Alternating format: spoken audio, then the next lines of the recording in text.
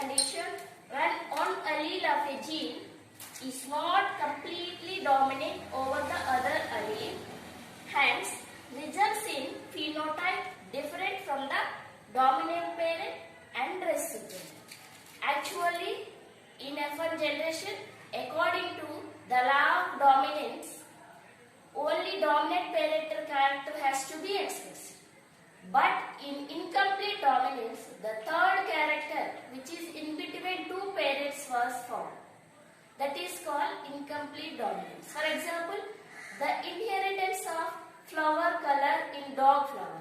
It is also called as snapdragon or antirrhinum flower. See, we will see here, he crossed between red flower and white flower. See here, red is dominant, capital R, white is recessive, small r. So that here, he crossed between two parents, and in F1 generation, all flowers are pink. All flowers are pink.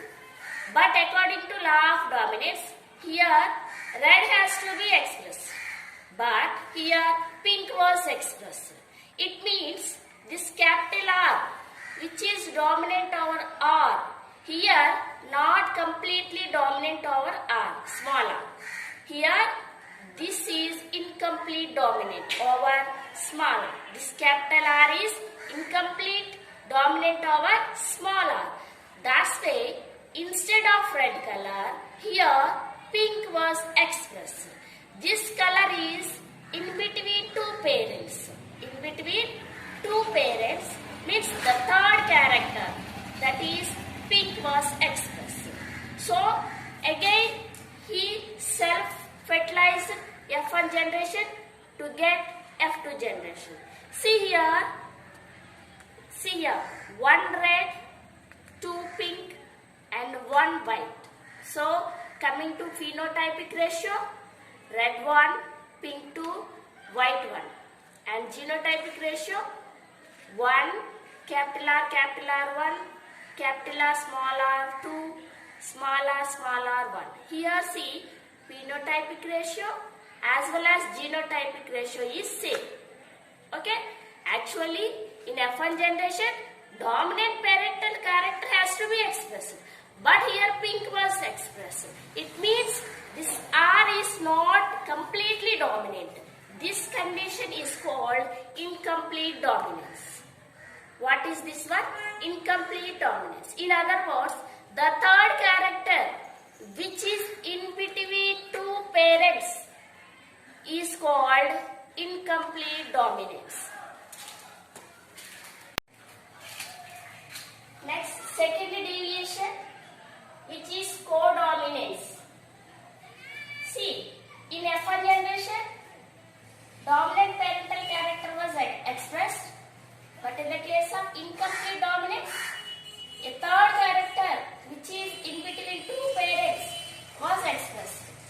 But here, in the case of codominance, both parental characters were expressed. Both parental characters were expressed. See here, the phenomenon where heterozygotes have features of both the homozygotes, that is, an allele is neither dominant nor recessive to the other. Means here see, what is heterozygote state? I told you already, heterozygotes means two alleles are different. If one allele is dominant, that particular character of that allele has to be expressed. But here, in the case of codominance, there is no relation with the dominant allele or recessive allele. Both the parental characters were expressed. See here, for example, inheritance of seed pattern and size of the seed in lentil plant. Lentil plant is a legume plant found in North America. See here, seed pattern. Here Mendel crossed between spotted and dotted. See, S means spotted, seeds having spots, and seeds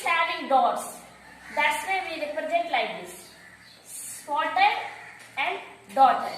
You see here,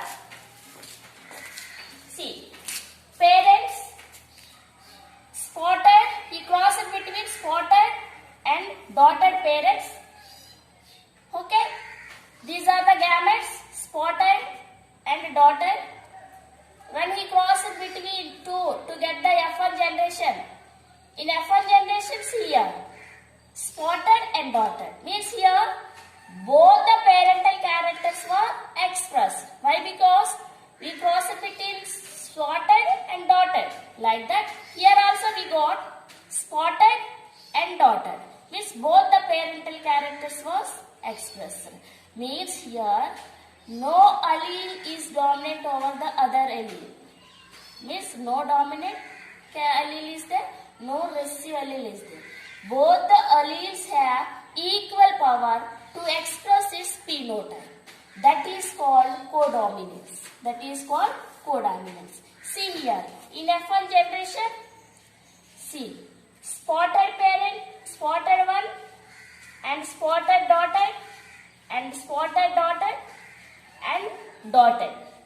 So see, coming to phenotypic ratio, spotted 1, spotted dotted 2, and dotted 1. Means 1:2:1. This is phenotypic ratio. Okay? In monohybrid cross, we cross between two parents which differ only one character. But in dihybrid cross, the cross made between individuals differing in two characters. Differing in two characters. Means here, Mendel crossed between two parents differing in two characters. Previously, he had taken only one character. For example, tall and dark. We have already seen that cross. Tall and dark. But here, he have taken two characters. Okay? He have taken two characters, that is round and yellow. Round and yellow. This is one parent. And next, wrinkled and green. Wrinkled and green. This is dominant parent and this is recessive parent. Okay? This is the phenotype of the parent. Phenotype of the parent. See here two characters. This round yellow means shape of the seed and color of the seed. Okay? Don't get confusion. Shape of the seed and color of the seed. Okay? This is the phenotype of the parents. Now I will write genotype. Capital R, capital R, capital Y, capital Y. And small r, small r, small y, small y. So, he crossed between these two parents. So, gametes are capital R, capital Y and small r, small r. They fuse together to form F1 generation, that is capital R, small r, capital Y, small r. This is called F1 generation. Okay? These are gametes, these are parents, and this is F1 generation. In F1 generation, all are round and yellow. All are round and yellow. Why? Because this here capital R is dominant over small r and capital Y is dominant over small y. That's why only dominant characters were expressed here. That is round and yellow. Next, he self-pollinated F1 generation to get F2 generation. In F1 generation, we get 4 possible gametes. Okay? See here.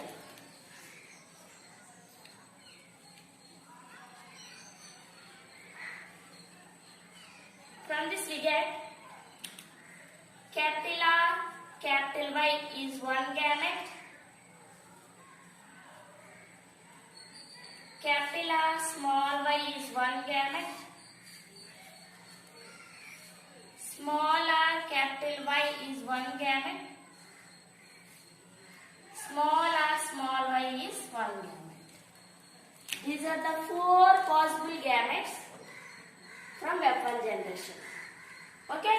See here, these are both male and female gametes. Again he self-applied F1 generation to get F2 generation. Okay? We get F2 generation by framing Punnett space. I already told you Punnett square. Okay? It is also called as a checkerboard. It contains 16 boxes. Okay? So here I have written 4 gametes, male gametes, female gametes. Okay? These are male gametes and these are female gametes. Fusion of gametes is very easy. Don't get confusion. See here. First we will do fusion between these two gametes. Okay? See here. This one and this one. Capital R, capital R, capital Y, capital R. Again, this one and this one. Fusion between this one and this one. See here.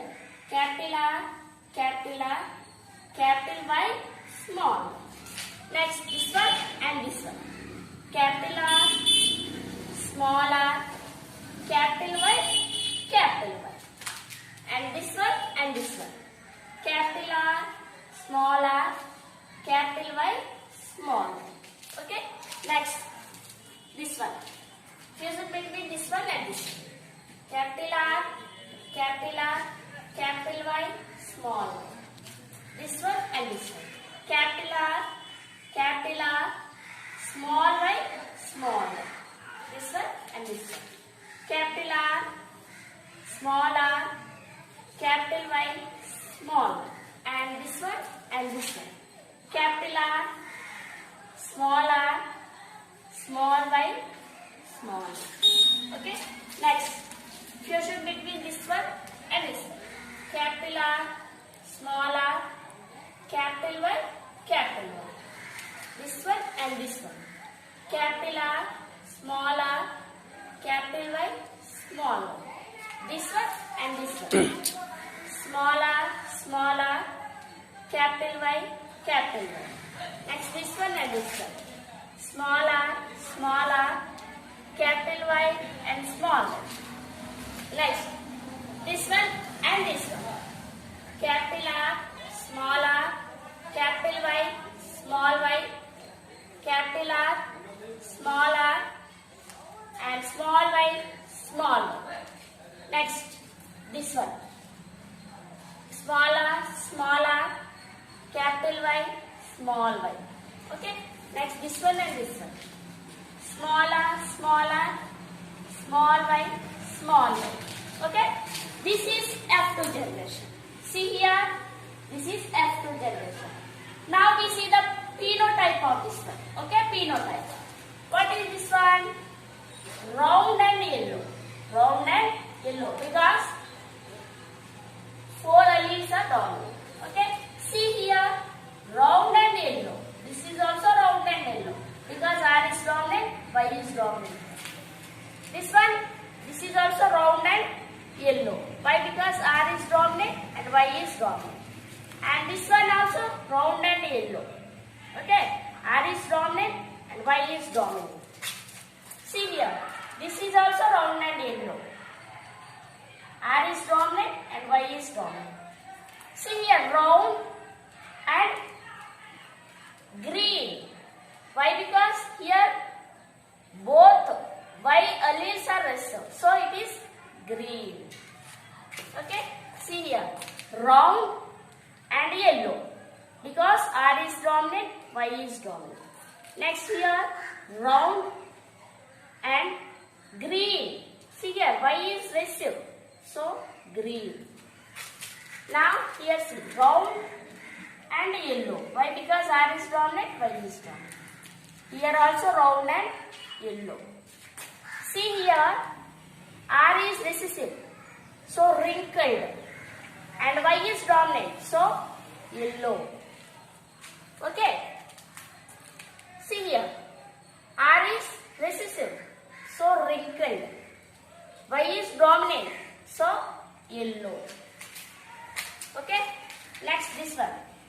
round and yellow. R is dominant, Y is dominant.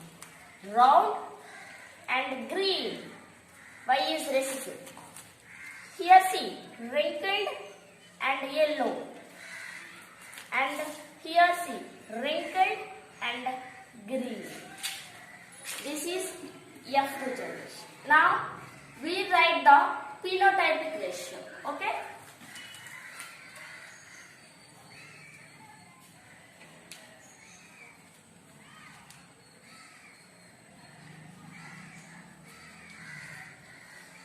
Round and yellow. First count round and yellow. How many are there?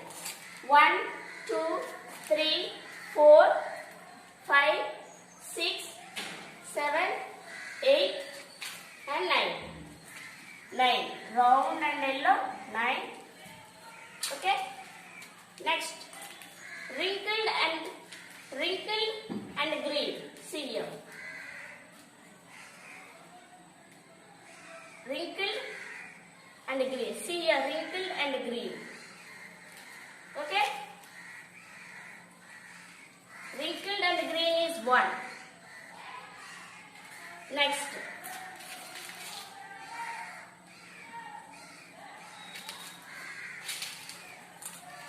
Round and green. Now we will count round and green. 1, 2, 3. Round and green, 3.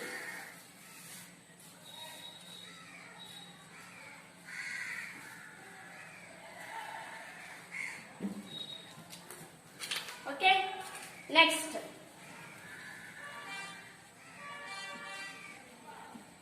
Wrinkled and yellow.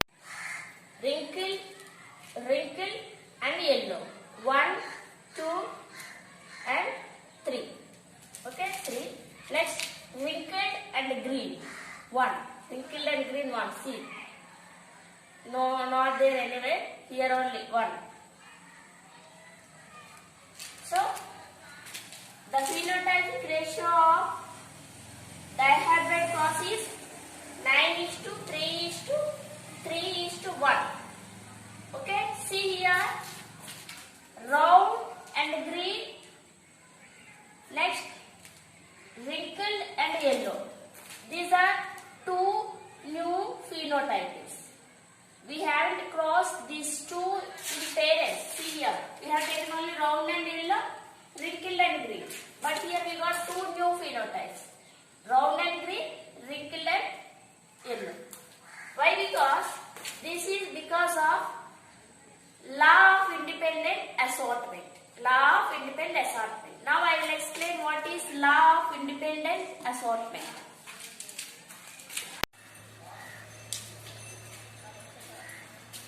Law of independent assortment. See, this was also given by Mendel. In previous class which you have studied, they are law of dominance and law of segregation. Okay? But this is that both laws are depend upon monohybrid cross. But this law depends on dihybrid cross. Okay? Because of this law only we got 2 new phenotypes in dihybrid cross. You already have seen.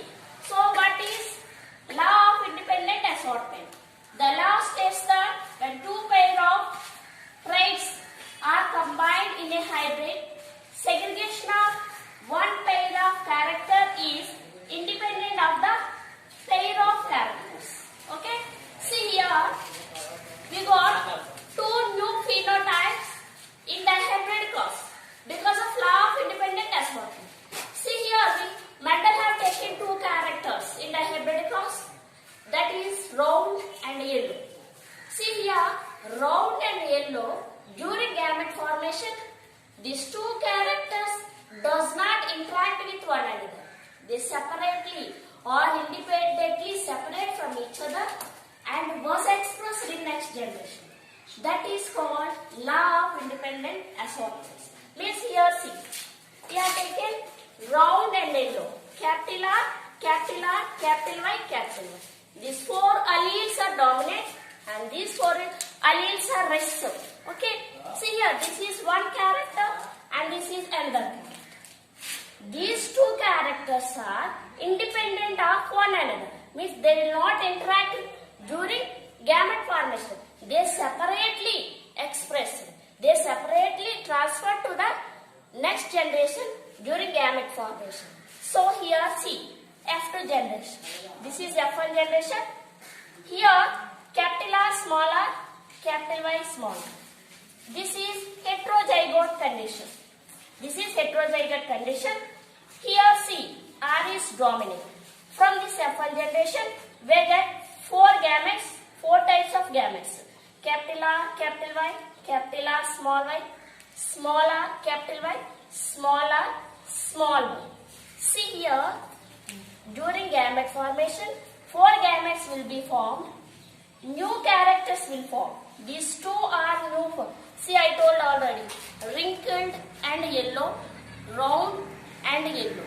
These two are new characters which are formed in F2 generation.